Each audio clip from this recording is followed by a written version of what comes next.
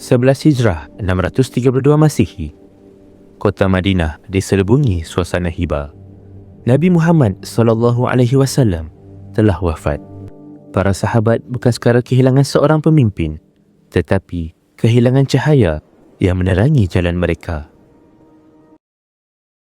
Namun, dalam kesedihan itu, ada ujian yang lebih besar menanti. Selepas kewafatan baginda, semenanjung Arab mula bergoncang. Kabilah Arab mula menarik diri dari Islam dan enggan membayar zakat.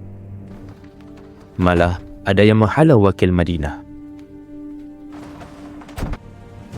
Api pemberontakan merebak pantas.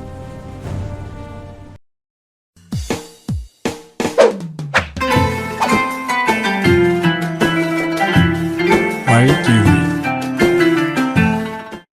Muncul ancaman terbesar dari timur di wilayah Yamamah. Seorang lelaki bernama Musailamah mendakwa dirinya seorang nabi.